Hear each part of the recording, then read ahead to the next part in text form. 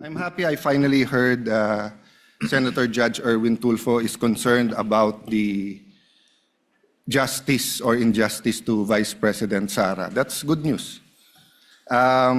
Regarding the waste of time here, sabi ni Senator Joker Arroyo, it is useless to argue a legal point with a non-lawyer. When Senator Marcoleta brought that up here, nagkaroon ng commotion. Senator Miriam stood up here many times and said, kaya ka nga nagpo 4 years na law school at nagbabar. So let me give my own interpretation. The impeachment court is formed with lawyers and non-lawyers. And we interact, and it's for everyone, and we're equal. But if there's an engineer here or a doctor, and they talk about medical principles, I have to either study and argue on medical principles. Hindi ko pwedeng sabihin, hindi, ganito lang yan, logic lang yan, etc. Diba? So, ang legal principle natin today is simple, integrity ng court. So, allow me to mention that to the people and help educate my colleague here. The integrity of the court and the justices or judges is always relevant. So if the Supreme Court or COMELEC, Court of Tax Appeals, Sandigan Bayan is being heard and the judges are being threatened, you give them time. So we cannot take the impeachment out of context. May nangyayaring flood control scandal, may nangyayaring gulo sa Team Unity na hindi na united ngayon. We consider Senator Marcoleta and Senator Jinggoy political prisoners, weaponized yung Blue Ribbon Committee at weaponized yung ano.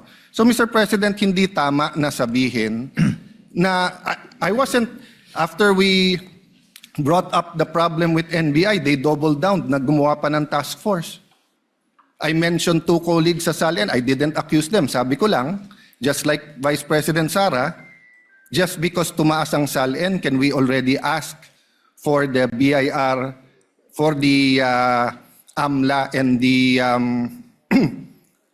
bank accounts? So sabi ko, yan ang i-discuss namin sa Monday. Nag-react na, nag-accuse. I did not take up your accusations here today. Si Secretary Vince Dizon, 3 beses na nag-verify sa Taguig. Sinabi na 3 beses na walang ghost. Ngayon, i-verify ulit. I wasn't going to bring that up, but then i-question ninyo si Senator Padilla. It was all over the news na hindi niya inintindi or he snubbed the ombudsman. I was going to stand up before Senator Erwin stood up just to say, may registered mail. So nung una pa lang, 5 minutes si Senator Tulfo, so I'll take the 5 minutes also if you don't mind. The gentleman may proceed and kindly be mindful of the time. Yes, I will now. So I'm just saying, Senator Padilla just stood up to say, sumusunod siya sa batas, tapos. Kaya humaba to, dahil nga, hindi importante ata dito yung integrity ng judge. Lastly, kaya sinabi kong it's useless to argue a legal point. Ilang beses ko na narinig dito. It's our job to clear or prosecute the Vice President. Hindi po. It's our job to try and to decide. It's the prosecution's job to try to prosecute, and it's the defense job to convince us na wala. Our job is to try and to decide. And when you decide, you acquit or you convict. Why is that important? These are legal terms. Hindi pwedeng yung nanonood na law student ngayon sasabihin, trabaho pala ng judge to clear or to prosecute. Thank you, Mr. Presiding Officer, Mr. Senate President. Thank you, Senator Judge Alan Cayetano. His remarks are noted. Senator Judge Soto, thereafter, Senator Judge Padilla, thereafter, the presiding officer shall make a ruling. You may proceed, sir. You have 2 minutes. Yeah, thank you, Mr. President, the presiding officer. I do not have 4 years of law, but I have 29 years of lawmaking.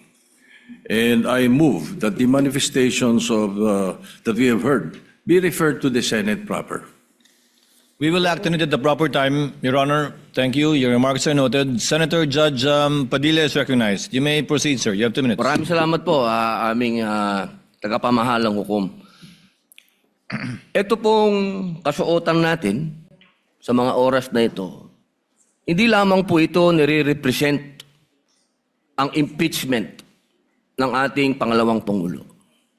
Ang nire-represent po nito ay ating karapatan bilang mga Pilipino at unang-una na ang due process. Ito po yun ang ibig sabihin. Kaya ikaw ay pangalawang Pangulo, ikaw ang Pangulo, ikaw ay Senator Judge, ikaw ay magsasaka, ikaw ay mangingisda, kailangan may due process. Yung pong nangyari sa akin, na ako po ay nahusgahan na kaagad bilang Senator Judge, ang pinaglalaban po natin, integridad ng korte na ito at ng mga Senator Judge. Kaya sana po wag nating kalimutan na ang bawat Pilipino ay may karapatan, lalong-lalo na sa usapin na ikaw, ako, sa oras na ito, ay Senator Judge. Yun lamang po, napakaiksi lang. Due process, mga mahal kong kaibigan, mga mahal kong kababayan, maging prosecution, maging defense, sa ating lahat, wag nating kalimutan. Pantay-pantay tayo sa batas. Maraming salamat po. Senator Judge Pangilinan, what is your pleasure, sir? Yes, just a very quick manifestation, Mr. Presiding Officer. Earlier, former Senate President Soto moved that these matters be referred to the Senate. This is precedent, actually. During the Estrada impeachment trial, the father of Senator Cayetano Alan, Senator Rene Cayetano, made a manifestation regarding a case that was supposedly being prepared, a criminal case to be filed against him. It was raised in the impeachment court, but ultimately the impeachment court agreed that the manifestation was referred to the Senate as a legislative body. So there is precedent for this. Yes, the court allowed then Senator Rene Cayetano to make his manifestation, but eventually it was resolved that the matter be referred to the Senate as a legislative body. So we share. We move for the previous. Yes, we move. We call for the previous question, Mr. President. Senator Judge Cayetano? I think the presiding officer ruled that we will take it up later on, but if Senator Judge Pangilinan will insist, then I have to object on a point of order. Rule 6 says, the last part, the provisions of the rules of the Senate and the revised rules of court shall apply suppletory whenever applicable. And in the rules of the Senate, whenever the senator feels threatened or anything happens, whether pinatayan ng aircon, whether may nakatutok na barel or sinaran ng pinto, he can rise on a point of personal and collective privilege. We didn't do that para umikli. Now, if we're going to argue today, rather than ask them about due process, with a simple manifestation from Senator Padilla na hindi totoong binabastos o binabaliwala ang ombudsman, registered mail lang, kaya hindi pa nadagdag. So, hindi kami ang nagwe-waste ng time. We can have a caucus, we can talk about it. You want to debate that now? With the permission of Senator Judge Pangilinan, to abbreviate the proceedings, May I just, Mr. President, because I was alluded to, Mr. President. May I just very quickly, Mr. President, Rule 6 on... you may proceed, sir. Thank you, Mr. President. Rule 6 of our impeachment rules, Mr. President, which was quoted by Senator Cayetano as being suppletory. Mr. President, that refers to evidence, rulings on evidence in the impeachment trial. It does not refer to privileged speeches.